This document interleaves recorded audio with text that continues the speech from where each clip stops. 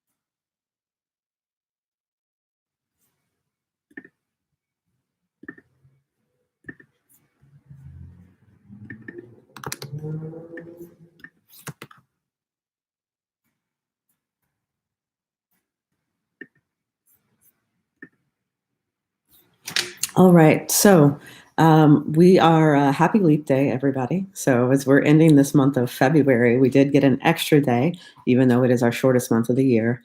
I can say February for me has felt even busier than January did. I felt like that we had some kind of events or activities every evening, every weekend. Some of the positives, it's sunny outside today. I'm hoping that we see a warming trend, especially because tomorrow I will be jumping into Lake Michigan, taking the polar plunge in an effort to raise awareness and money for Special Olympics Chicago. So fingers crossed. I know the air temp is supposed to be a little warmer tomorrow, but I think that lake is still going to be pretty freezing. So Natalia will be with me, not taking the plunge, but absolutely taking some video and documenting it. So don't worry if you can't attend. We'll be sure to share whatever ridiculousness ensues tomorrow. Some of the things happening in the ward this month and things that we can look forward to for next month. So one, this is February was Black History Month. Some of the exciting things, we had plenty of Black History celebrations all around the ward, Loyola Park, at the Rogers Park Library, the assembly at Sullivan High School. In City Hall, we had a special resolution honoring the kind of progenitor and main author of the New York Times Magazine 1619 Project. Her name is Nicole Hannah Jones. Fantastic author. If you're not familiar with the 1619 Project, check it out. You can type in 1619 Project, do a Google search. You'll be able to read the essays and the articles really reflecting on 400 years since the beginning of slavery in the United States, or what was to become the United States and the impact that had on our country, the lives of Black Americans, and how slavery and being the ancestors of enslaved people have impacted us even today, and what that has looked like for the rest of the country. So we were honored to actually have Miss Hannah Jones in town in City Hall, for us to be able to honor her with a special resolution. Also, held a press conference to give some updates on the work that I've been doing with the Black Remembrance Project on making Juneteenth an official holiday in the city of Chicago. Juneteenth is the celebrated date, June 19th, where the announcement of the end of slavery in what was then the United States finally made it to Galveston, Texas, and is celebrated throughout the country in many different communities. And a lot of Black Americans celebrate it as an Independence Day. Given the significant impact that Black Americans have had on the city of Chicago, even with the founding with DuSable, we felt like it's been long overdue. And we absolutely need to recognize this important holiday that isn't just for Black Chicagoans, but for all Chicagoans. So really excited that the Black Remembrance Project asked me to partner with them on this. We're working out some of the human resources details as we try to update our policies to make a floating holiday possible so that we can add Juneteenth to the list. But also we're looking at revising a few other HR policies. In the meantime, we will be celebrating downtown central location on June 19th of this year, which falls on a Friday. So I want to say thank you to organizers with the Black Remembrance Project and to my team for making this possible. And we'll keep you updated as that. Couple of other things for this month in City Council. We declared a climate emergency through the city.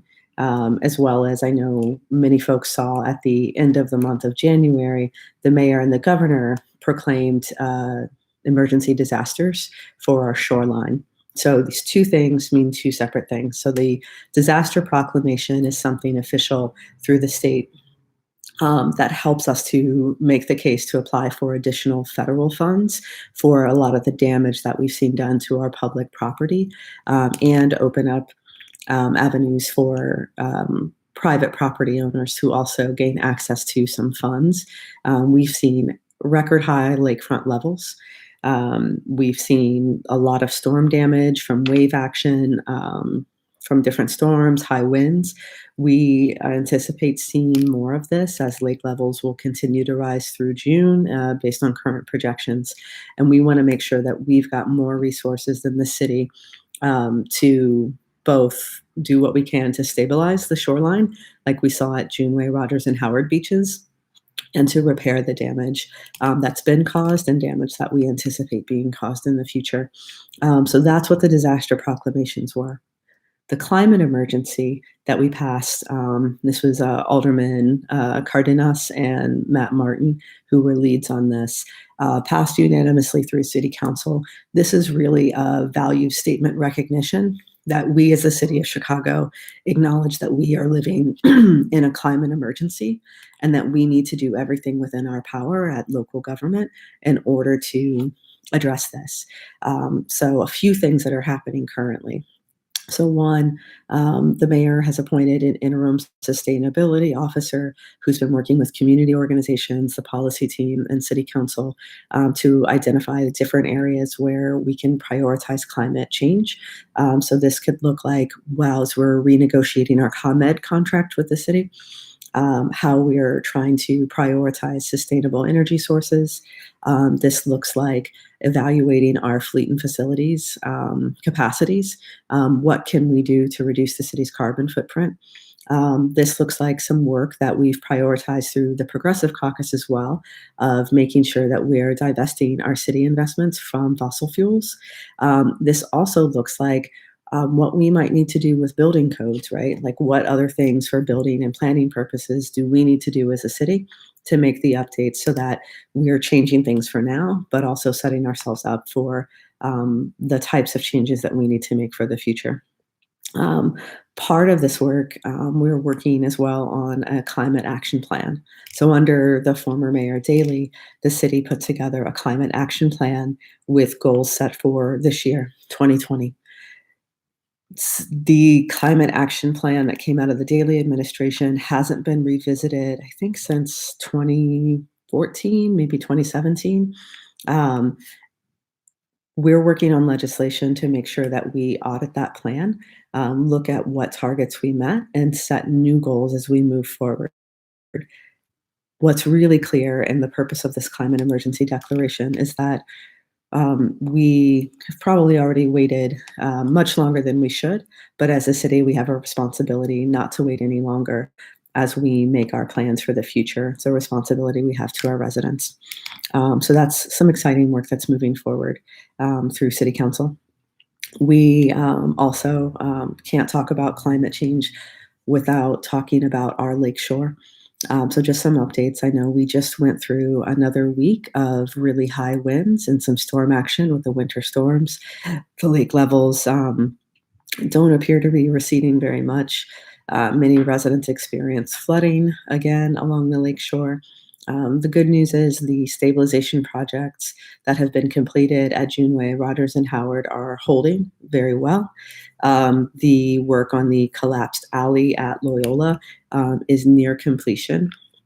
And both our Department of Transportation, Streets and Sanitation, Office of Emergency Management Communications, and Chicago Park District, we're all working in strong coordination still and have a fantastic response team, which many of you may have seen for this latest winter storm. You may have received what's called a reverse 911 call. So using this system, you would have received a robocall giving you warnings about lakeshore flooding, about high winds, about wave action, with recommendations on what to do. That new communication system is a direct response to work that we've been doing with the Office of Emergency Management Communications to have a better proactive response and communications from the city around Lakeshore. So really excited to have that happen, even though we were having a meeting here in the office when it did. And the message definitely repeated about 3 times. It was pretty long. So for those of you, you may, if you got this message and you were a little annoyed listening to your voicemail, um, I apologize for that. But I'm really excited that we're taking more proactive steps as a city and as government to make sure that residents know what's happening and that we're staying safe. So I'll continue to keep you posted on what's happening with Lakeshore updates. Um, Again, noting the weather is changing, we are working with the Park District and we'll be setting some dates pretty soon on what kind of process we're going to go through with the community to talk about the restoration of those parks at Juneway, Rogers, and Howard. So the playground will be going back in at Howard. We've asked them to show us plans for lake access at the beaches where that is possible. So, looking at Rogers and Howard, especially, we may not have sand at the beach anymore, but we know people are going to use the lake and we want to make sure that we can do so safely. We'll be talking about what that looks like for lifeguard plans. And of course, separate to that, we've also had discussions with what we're going to do to ramp up our water safety education because now more than ever, we'll face increasing dangers for swimmers and people in the lake because of the obstructed structures. There are going to be different current patterns because of the structures that are submerged. And, we're working on setting those up too so that we can keep our kids and our families safe while enjoying the lakefront this summer.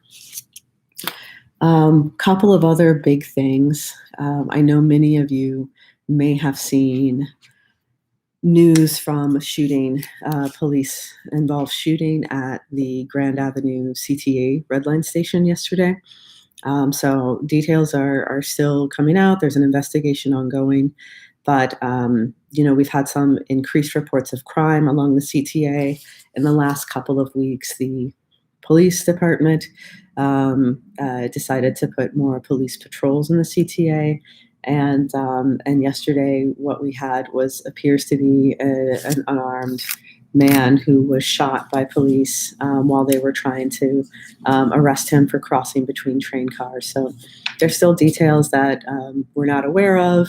We're going to wait and see what the investigation turns up. But I'll tell you that I, in particular, I know many of you are very disturbed and concerned about the shooting that happened, wondering, why such force was used. The video is very disturbing. There is video out there if folks haven't seen it, and we'll definitely be asking a lot of questions. And there's questions about what type of police presence we should have on the CTA. There's questions again about use of force. This is something our department has struggled with and is one of the key subjects in the consent decree that we're under. And then also the interim police superintendent, Beck, made some statements over this last week, even suggesting perhaps that we he made some suggestions requesting that perhaps we should consider banning people from the CTA who have criminal records or convictions. I can tell you all very directly that's something I am very strongly against. We're making such strides as a city with new leadership and council in the mayor's office on decriminalizing being poor. We're changing our fines and fees structure, moving towards a more compassionate, values-based budgeting process, putting more money towards services, programs, making sure that we're helping to lift people out of poverty, and we can't go back. So criminalizing people for being poor, reducing people's access to our public transportation system is not the answer. And I feel like we've got the resources and the people at work. We can come up with better solutions on what community safety looks like for all of us. So as this story develops, I'll make sure to keep folks posted. And I'll take a pause here to make a plug that if you're watching this currently, or if you like, whether you're live with me now, or whether you're watching kind of the share of this later, do you receive my weekly newsletters? So every Friday, we send out an email newsletter, the 49th Ward Weekly Update. I share little recaps of what me and the team have done for the week. We have celebrations and appreciations, lifting up people, organizations, and businesses in the neighborhood that are doing great things. As a matter of fact, this week's celebration and appreciation, we had a couple. So one of our Rogers Park residents, David Tolan. So he is a great community activist in the ward, also an entrepreneur. So you've probably seen him around the neighborhood with his wife, Katie, and his adorable son, Joshua. So he's been an advocate for more equity and access to our education system for many years here in Rogers Park, and has also been an active advocate on behalf of our immigrant neighbors for housing and healthcare, and really excited that he has recently accepted a position on the board of Raise Your Hand Illinois. So congratulations to David. We're celebrating you this week. Thank you for your service in the neighborhood and your continued service. One of our other celebrations this week was actually, I got to spend about an hour or so with some of our civics students at Sullivan High School. So their teacher, Mr. Matthew, invited me for 8th period. The students had been working over the last couple of weeks around a host of issues as they are learning civics through practice. So I was excited to hear that they're tackling issues and having discussions around things like what ways we can best reduce violence. They were debating and talking about things like whether we should spend more money on programs and services, whether we should hire more police. They did research, they read studies, they had debates, and they presented some of those arguments to me during their session. They asked me what I thought. I'll say they almost unanimously had decided that based on the research and the data, it clearly made sense to spend more money on programs and services than more police if our goal was reducing violence, and that we needed to invest in economic development in our communities and in our individuals living in the city. One of the other big topics, they were talking about sentencing laws for gun-related crimes and violent crimes, but they also wanted to know what an alderperson was. So we got to share a little bit about what I do, about what a typical week is like, and also invite them to join the youth council that we're starting. So I'll say that's just a little bit of what we share in the weekly newsletter.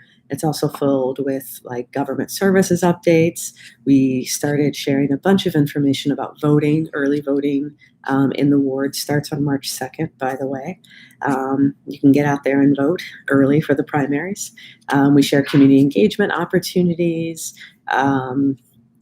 We've got organizations, park districts, the Peterson Garden Project, upcoming Park Advisory Council conference on March 21st, everything. So events, we've got news on business and development.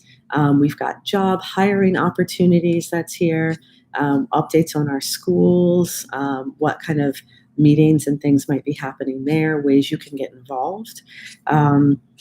We've got some info on there now on spring break opportunities for your students. And then this week was also packed with some need to know information around the coronavirus. I know there's a lot of news happening about the coronavirus, and I'll spend a couple of minutes just sharing that, our Department of Public Health released a statement letting folks know that they are working very closely with state and federal public health partners. They're monitoring the situation. They're working closely with our Office of Emergency Management and Communication as well, and have been doing kind of planning and preparedness. We still have only seen 2 confirmed cases. We haven't had any community spread at this point. And so, we need people still to, be vigilant, but there's no real need for you to wear masks or cancel events or close schools at this point. So some of the things that they are recommending is just continue your good kind of health practices. Make sure you're washing your hands. Make sure you're kind of taking care of yourself as best as possible. If you, have travel plans, or if there's something that for personal or work reasons, if you have international travel plans to any of the affected regions, please just check with, actually, the public health department has some lists of, countries and things that you should reconsider visiting at this time. I know that some employers are making travel kind of need to, and also canceling some plans and meetings and activities in certain places. But recommendations from our Department of Public Health are you can continue business as usual, be mindful, wash your hands, you can carry some hand sanitizer, and right now just kind of, take care of yourself and make sure that you're following on the news. But in our region right now, things are still looking pretty stable. So if you want to read a little bit more, about what's happening, you can visit www.chicago.gov/coronavirus. So again, that's www.chicago.gov/coronavirus. And there you can get the most updated information on local guidance from our Department of Public Health. So yeah, make sure you sign up for that weekly newsletter. I think we've got, we'll have a sign up link here in the chat. You can go to the website, which is just 49thward.org. That's 49thward.org. So that's our website. There you can sign up for the newsletter. You can submit a service request. You can find out information around parking or street cleaning or snow removal, anything that you could possibly think of for City of Chicago services, you can pretty much find on our website. You can contact us through there. But again, newsletter sign up is pretty easy to access there. So a couple things coming up this week. This week, have some meetings in City Hall.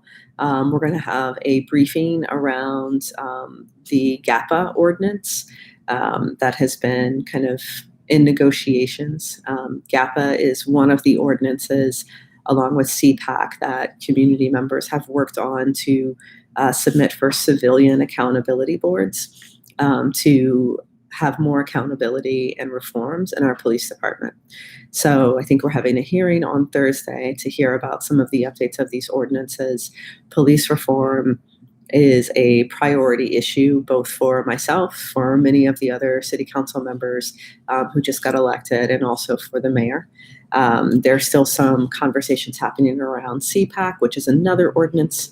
And I can tell, I know a few folks have called the office. I'm still considering both ordinances. I think what's going to come down to what I can support and what I won't support is how much accountability can we really build in? How much strength are we building into the ordinance? I don't think that it's worth passing just any ordinance so that city council can pat themselves on the back and say we passed police reform. I do think it's very important that what we move through is an improvement to what we have and gives real community control and accountability. It's a difficult process. Some of the issues at hand are whether this community commission will have powers to do a no confidence vote on a sitting superintendent, and what kind of powers and they'll have for drafting policy. There's a few things that were in the news this week that I think will play into discussions in the hearing that we have in City Hall. For instance, a similar civilian police board in Oakland this week actually voted to fire their current police superintendent. And there are I think a lot of concerns coming from the administration, and this has been previous administrations, around who gets to hire and fire a superintendent, what kind of management we can effectively do, what role city council might have. So these are some of the big issues that are still on the table and undecided. So after we have the briefings, you can look forward to some updates on what's happening in this coming Friday's weekly ward update. So we'll keep you posted on that. And then last but not least, just some things to share. This is the first virtual town hall that we're trying out, as I mentioned earlier. One of the things that we started last July, we're doing monthly town halls. They were a format of in-person, in accessible spaces in our parks and our libraries here in the ward. And they were about 2 hours, format where folks would come in, get an agenda.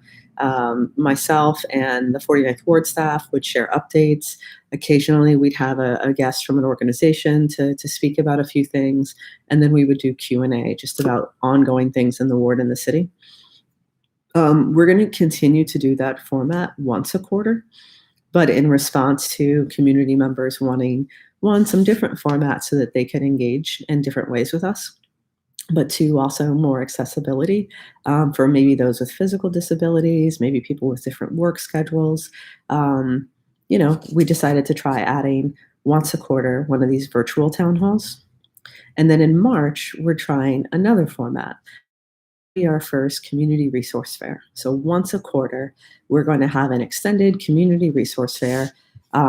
You can save the date. We don't have the location finalized yet, but it looks like this one will be March 28th. It's a Saturday, likely in the morning, probably from 10 a.m. to 1 p.m. But stay tuned. We'll announce it through social media, through the newsletter, and we'll do some broad flyering for this one too.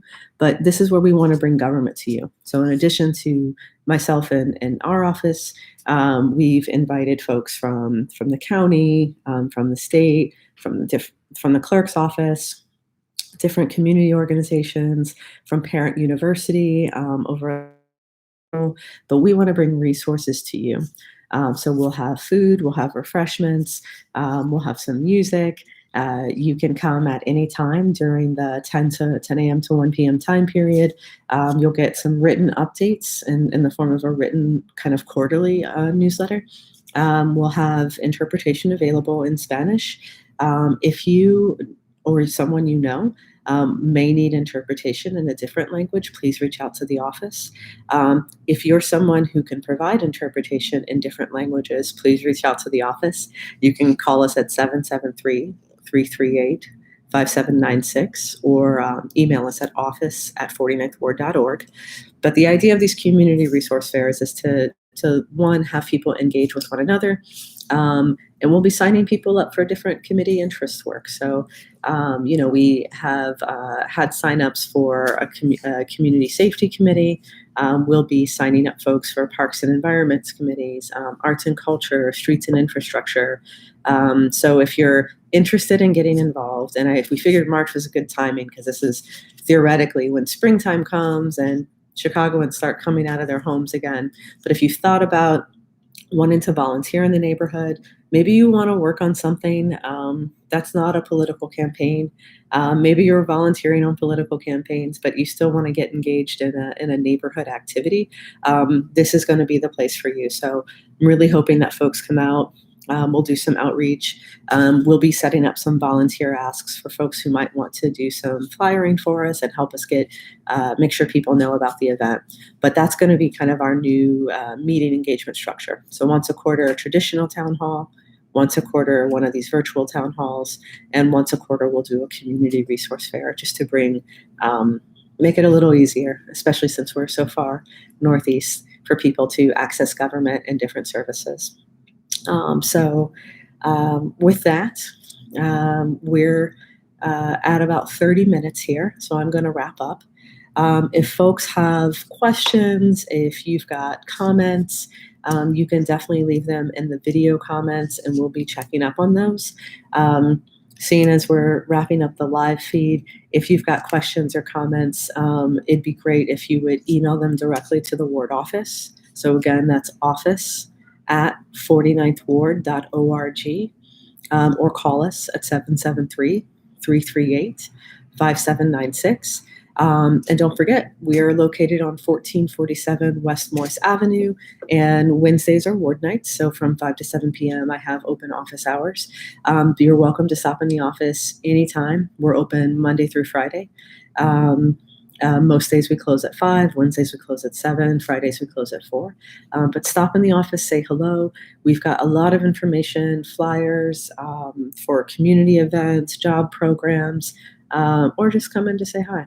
We're right across from the Common Cup Coffee Shop. So thank you all for tuning in. Thanks for trying out something new with me, and I hope you all have a wonderful weekend and happy Leap Day.